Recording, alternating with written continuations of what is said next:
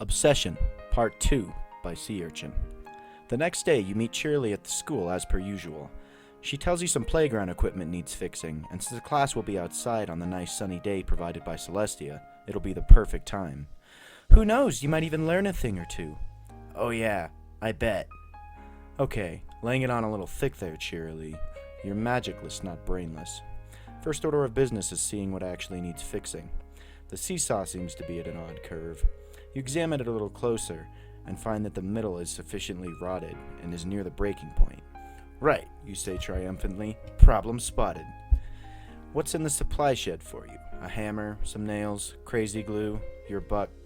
Wait, what? You imagine the bottle of glue a little more closely. Super crazy glue, made with real honey. Oh, okay. No horses died to make this glue. Wait, what? You can't make glue with honey. The label on the back proves you're wrong. 100% natural great bee honey, fortified with grade A magic. Should have guessed. Yeah, what can't magic do? It does everything in this godforsaken world, so why not turn honey into glue? Whatever. You don't even care right now. That's a lie. You care a lot. However, it's not the task at hand. Eventually, your eyes land on a nice, long plank about the size of that on the seesaw. You grab a wrench and a screwdriver along with the aforementioned plank and head out to the playground. The classes are already there in a half circle before Cheerily. Hi, Mr. Anon, a few of them call out. You smile and wave to them, then set up at the seesaw. The repair isn't so quick. It must have taken you about 45 minutes in all. Still, though, it gets done and the old rotted plank is disposed of. Next, you move on to the swings. It seemed to just be a few loose bolts, so you climb up the pole and get to work on those. In the process, you manage to overhear Cheerily's lesson. It does interest you a bit, so you may as well tune in. Now, many ponies credit Starswirl the Bearded for being the greatest unicorn, but little do they know that that title actually belongs to Shire Sunbeam. Well, that's debatable. She takes an apple from out of nowhere and huffs it, shining up the crimson skin. Nice apple, right, class? Yes, Miss Cheerily. Well, Shire is attributed with the creation of many spells, including the first, which we use to change an apple's skin color from red to green. Can you imagine that? The children ooh and ah as children do, but you only furrow your brow. That's wrong. I'm sorry? I said that's wrong. Anon, please, I'm the teacher here. I'm pretty sure I know it's true. You tighten the last bolt on the swing set and hop down, landing on a packed down spot of dirt. Half true, but half true is just another way of saying wrong. The purple mare's eyes dart across the class, nervously. She regains her composure and pushes her chest out, speaking with confidence. All right, Mr. Human. You don't like the emphasis she put on that word. Why don't you tell the class your interpretation of pony history? Damn, you're definitely going to lose your job. Still, though, you can't let something like that slide. You're right that Shire Goldbeam is credited with the creation of many spells, but you're forgetting something important. Oh?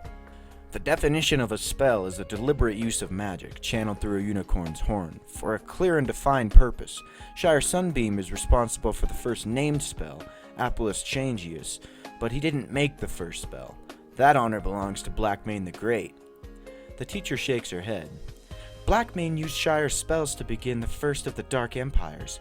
How could you ever attribute something like the first spell to such a vile stallion? Vile or not, he created the first spell.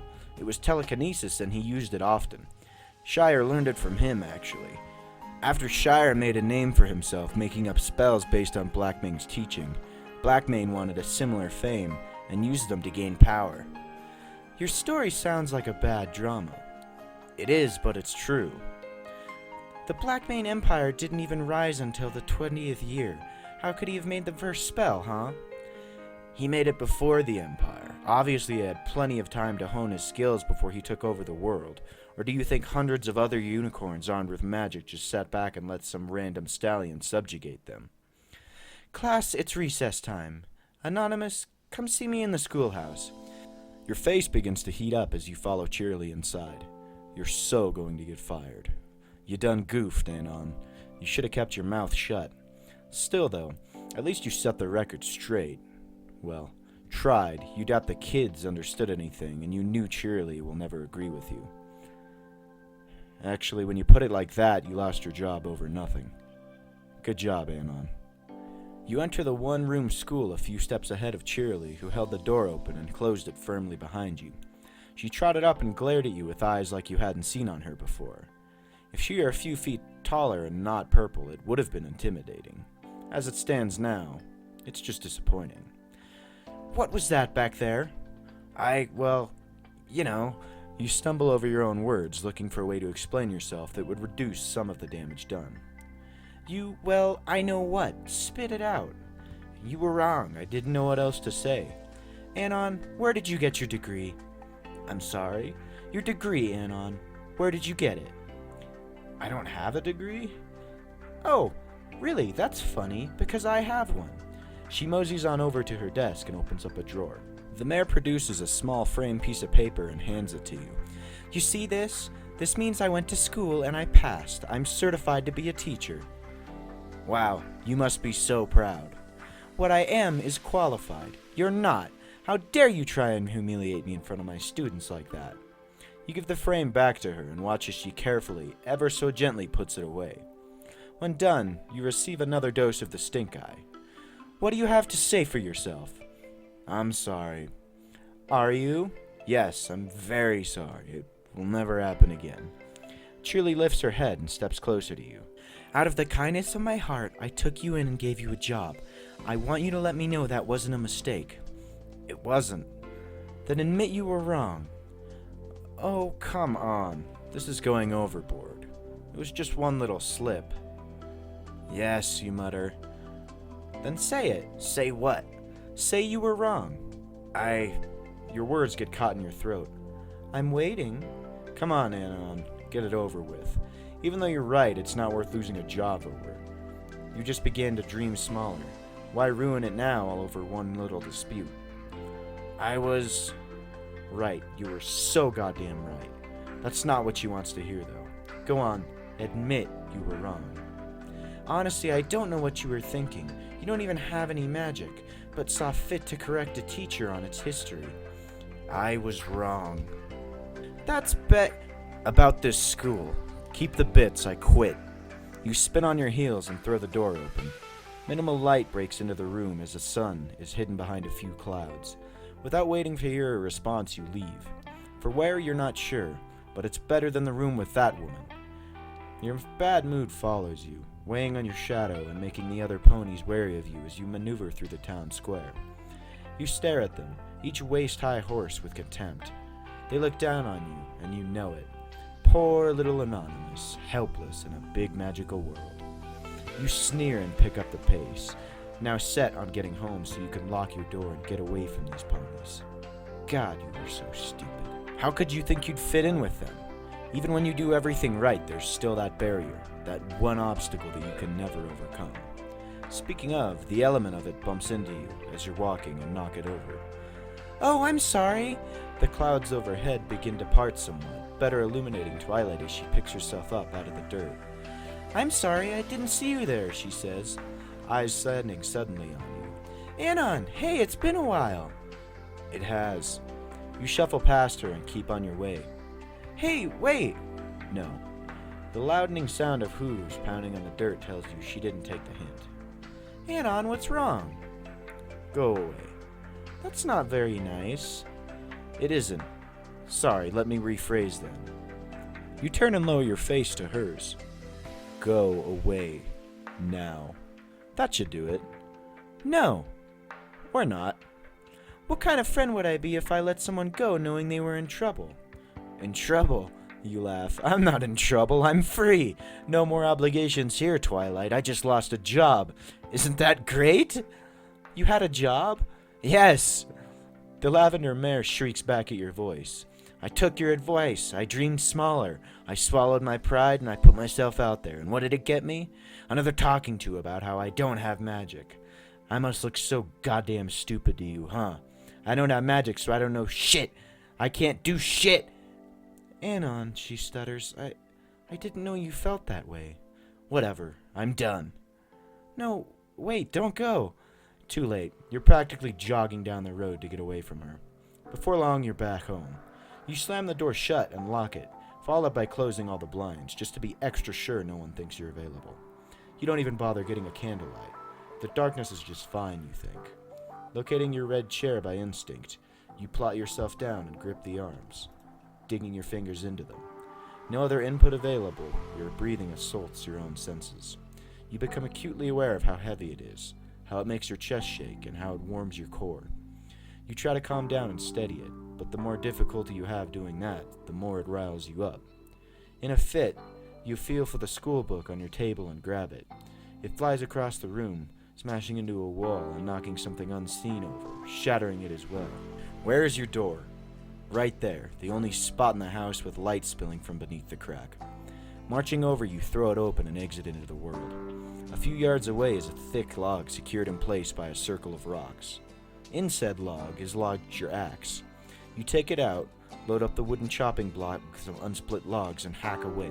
The chunk, which usually takes a few swings to get through, splits down the middle.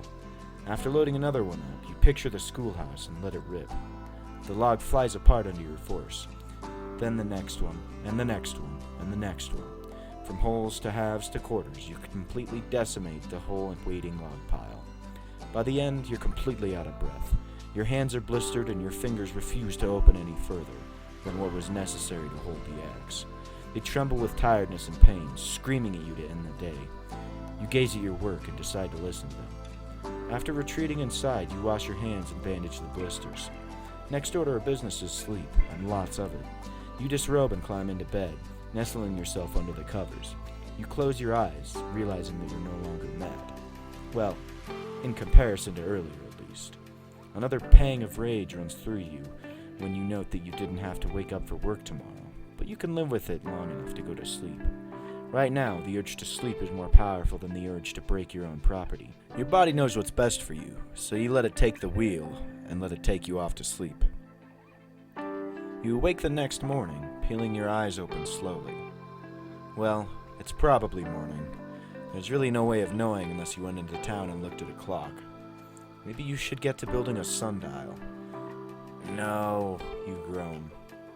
The rocks in Equestria, like the trees, are also more troublesome than on Earth. They're as strong as iron. The time to take on such a project is certainly available, but not the patience. You'd be tearing your own eyes out before it was halfway done. Instead, you settle for pulling yourself out of bed and getting some tea started. The palms of your hands do most of the work in this process, as your fingers are still throbbing from yesterday's exploits. Once you have a nice blaze going in the fireplace, you set the pot down near it and locate the mess you made yesterday. The school book is there, open, sitting face down on a couple of now bent pages. Besides it are the glass shards from the framed picture. Your heart sinks as your mind works together what this means. You kneel down and lift the picture frame off the floor, brushing some dust off of it. It's you and your father.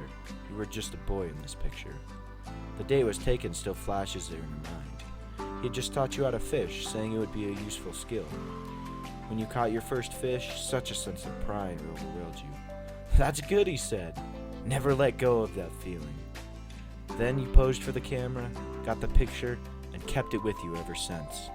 It was one of the only things you had on your person when you were dropped into Equestria from the sky.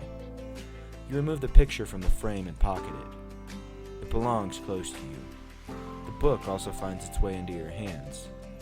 Funnily enough, it landed on just the page you left off on.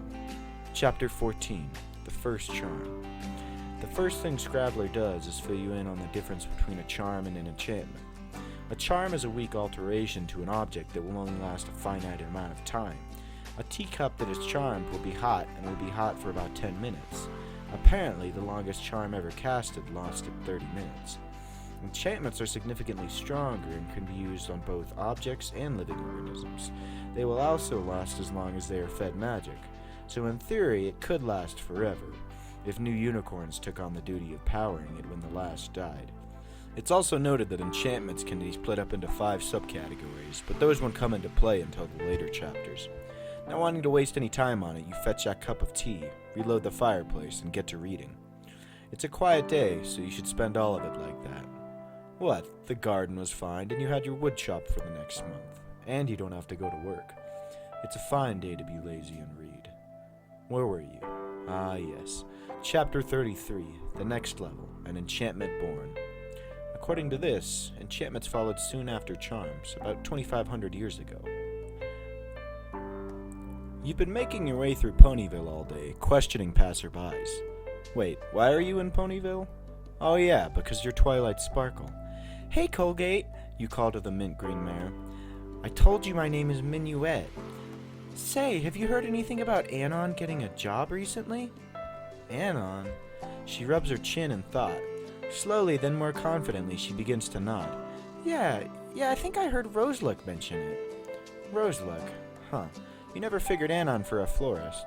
Off to see Roseluck, then. Thanks, Colgate. Minuet. You arrive at the pony flower shop a bit after and enter. An array of scents assaults your senses. Roses, lilies, tulips, and even birds of paradise. Welcome to the Ponyville Flower Shop. Roseluck waves to you from behind the counter. Oh, hey Twilight. Here for some daffodils again?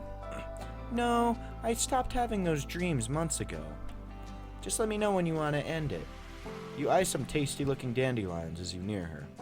Maybe later when you're not busy. Actually, I didn't want your help with something. Do you have a minute? I could spare one for the princess. Your eyes roll at the mention of that.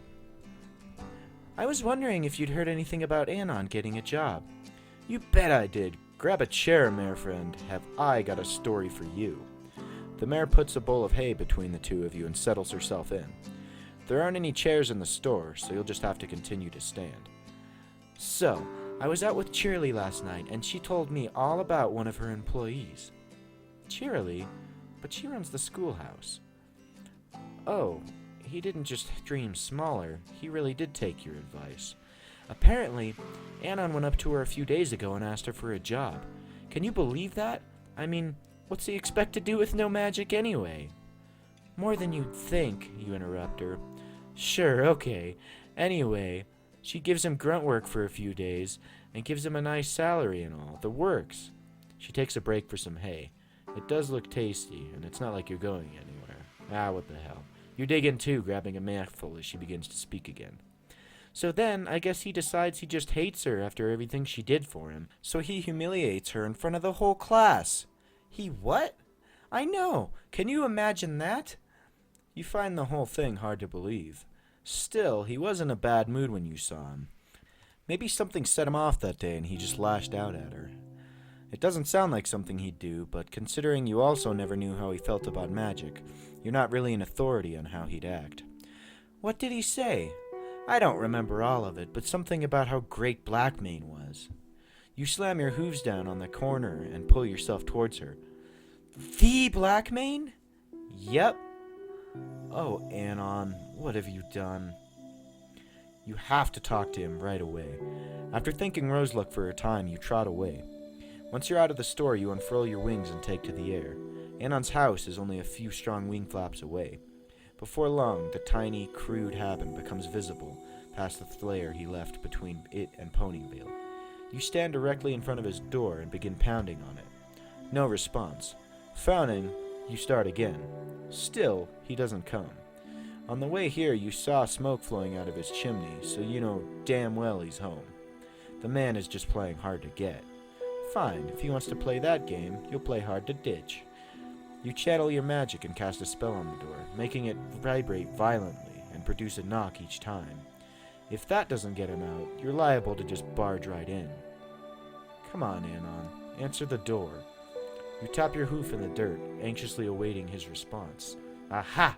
You see the knob begin to turn. Anon opens the door slowly, just in time for your spell to run out of time. He turns his eyes from you to it slowly and asks, A charm? You raise an eyebrow. How'd you know? And there he goes, trying to close it on you. Not so fast. You jam your hoof in the door and force your way inside. We need to talk. This is a home invasion, and I'm legally obligated to call the police. Ponyville doesn't have a police force. Damn. You march past him and enter the dark house. There's one corner in the living room with a fireplace that illuminates the soft red chair and a large bookcase nearby. Preferring the light yourself, you enter the room and idly examine the bookcase of his.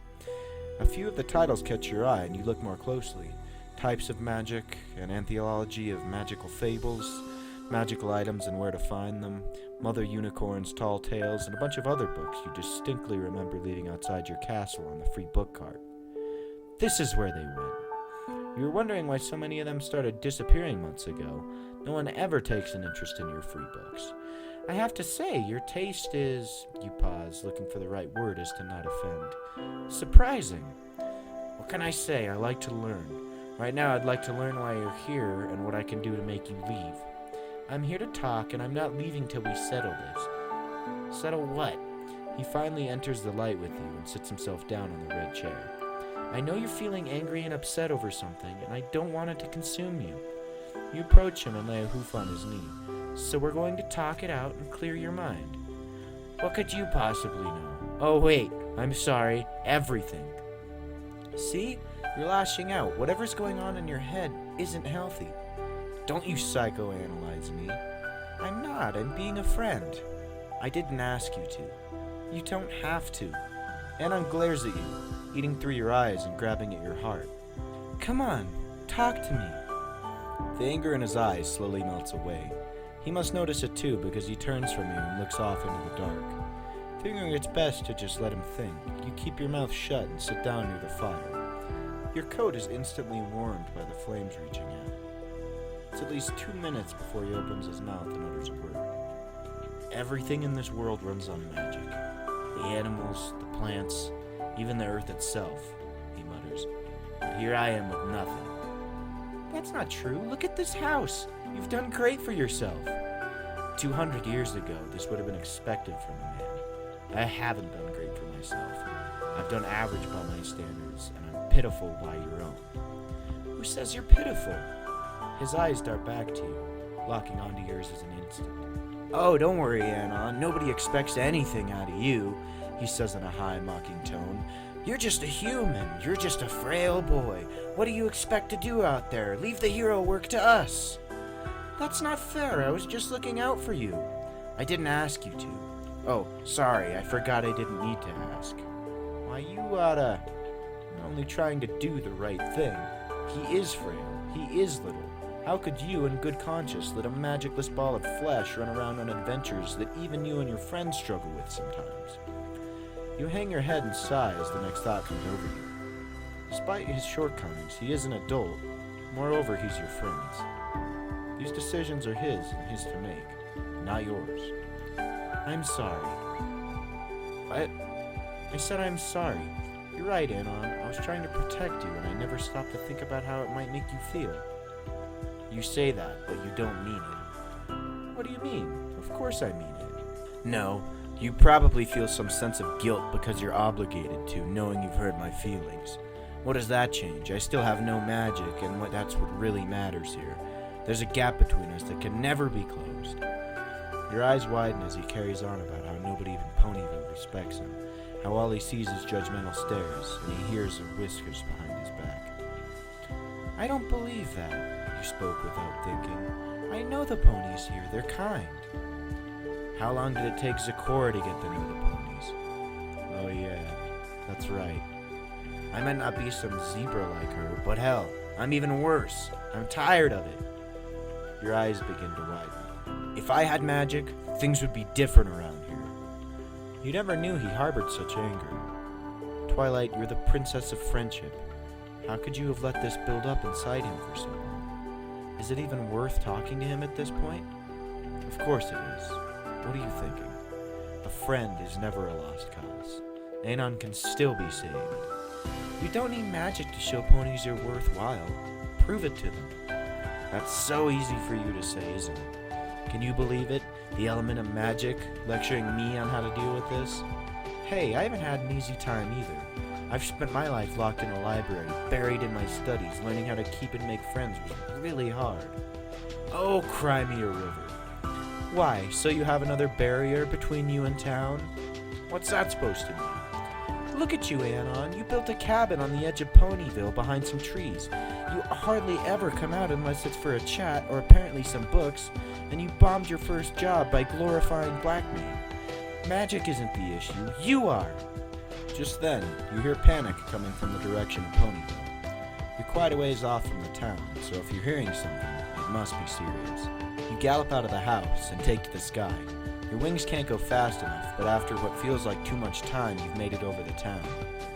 Below you is a scene straight out of a horror-moving tapestry. Ponies are running all over the place, shouting through their lives as a manticore tears through the streets. Luckily, your friends are all already on the scene trying to contain it. You pull on your wings and drop to the ground, throwing a cloud of dirt as you land. "What's going on here?" you shout. "A little bit late on the hoedown there, Twilight." The dirt settles down and leaves a manticore in your plain view. It lifts its enormous paw over the cabbage cart as if to smash it. Not on your watch. You wrap the cart in a telekinetic field and pull it away before the delicious foodstuffs can be ruined. Instead, the monster's paw slams it into the ground. "Alright, I've had enough of this guy." Rainbow Dash rockets towards the manticore, leaving a rainbow trail behind her. The speedster's hooves meet with its chest, causing what you can only imagine to be an obscene amount of damage. To your shock, it doesn't make a sound. The creature glares at Rainbow Dash, not in anger, spite, or even pain. Its eyes hold nothing. Guys? I think we got a weird one. I reckon y'all done knocked its voice box out." Applejack lassos the thing and pulls it tight, digging the rope into its muscles. With just a flex, the manticore rips through the trap and grabs onto Rainbow Dash. You half expect it to crush her, but her following screams aren't ones of pain. "Hold on, darling," cries Rarity as she jumps into action, only to be swatted away without a second thought. "Twilight, do something!" "A paralysis spell would take too long. Who knows if it will snap your friend? You don't want to hurt it, but it's not like there's an option right now. It's do or die." You lower your head and charge, hoping your horn will either damage the monster enough or take its attention off Dash. That does all of nothing, though, since you go flying in the same direction as Rarity. Unluckily for you, you fall in just the wrong way and strain your horn. An attempt to channel your magic proves useless. A sense of dread washes over you as it hits you how helpless you are right now. You're struggling to find a solution when a familiar voice takes you out of your thought. Looking up, you see a certain green man charging at the manticore with an axe raised over his head. "Anon, no!" He ignores your pleas and swings at the manticore's arm. The blade of the axe disappears into its flesh and sequentially frees Rainbow Dash from its grip. "Go now!" he yells at her, pulling his axe free. The manticore takes a swing at him but misses. Anon leaps back just out of reach, mostly. His shirt is caught on the beast's claws and tears it open, but the lack of blood tells you he's otherwise fine. "Anon, go home, we've got this!" "Like hell!" He darts to the side and takes a swing at his legs. Once more, he hits and cuts a chunk out of the muscle. The manticore is bleeding profusely, but it still utters no sound or emotional response. Instead, it turns, and despite the loss of strength on its left side, rears up on its hind legs, completely shrouding Anon. You want to close your eyes, but you're glued to the scene. "Darling, get out of there!" Applejack comes to the rescue, charging in much like you did, but is shooed away. Not by the monster, but by Anon. "Why isn't it doing anything?" you mutter to yourself. The beast waits there, only looking at them talk, as Anon tells Applejack to leave. When he's done and their eyes meet again, for just a second, it seemed as though they had an understanding between them. Suddenly the manticore swipes at Anon, getting him right in the shoulder. Your friend topples to the ground. The monster is upon him and opens its razor-tooth-lined mouth. It bites at him, but he manages to keep it at bay by jamming the handle of its axe in his mouth. They struggle like that. Well, you assume struggle. Manticore isn't showing any signs of it, but the grunts and bulging veins from Anon are indicators of the effort that he's putting into it. You can't bear to watch this. Forget what he said. This isn't some honor duel, it's life or death. You get to your hooves, ignoring the pounding in your skull, and look for anything to use against the manticore. The aforementioned cart comes to mind. Cabbage Joe always keeps a knife on hand to cut his goods up. You're not exactly sure how much good it will do, but it's better than nothing. You trot over and find the knife hidden in some cabbages. Take it in your mouth. You run over and leap onto the manticore's back. You stab and cut and do everything you can to get its attention. It seems to work since you can feel its back shift as if getting up. Oh no, that was its tail. Silly you. Its armor's tail wraps around and hoists you off its back. You're flung onto the air and crash into the cart, shattering it into pieces. As if your head didn't hurt enough, your entire body now throbs. You can barely pick yourself up from that one. Forced to watch, you gaze on as Anon manages to slide himself out from under the creature and roll away. The manticore chases after him. He began swinging wildly with the axe, cutting it at its chest and hands, sometimes smacking it in the back. Anon, run! He's nimble. The claws graze him a few times, tearing some nasty gashes across his body, but nothing life-threatening. Finally, the beast rears up on its hind legs again and raises its arms high, ready to totally crush him. Anon takes the opening and with his axe cuts a deep hole right in its throat. The manticore stumbles back, landing on its paws. You can see the life slowly drain from its eyes. Then in one act of defiance, it raises its tail. You can hear the crack of the hit. Anon's small frame is lifted off the ground from the whip of the manticore's tail. He flies nearly 10 yards before crashing through the doors of Sugarcane Quarter, ripping them off their hinges. Finally, the manticore closes its eyes and drops, defeated. Alrighty guys, that was part 2 of Obsession by Sea Urchin. I really appreciate you guys being here with me. If you could smack that like button, it would be greatly appreciated. I hope you have a good day, and I'll see you soon.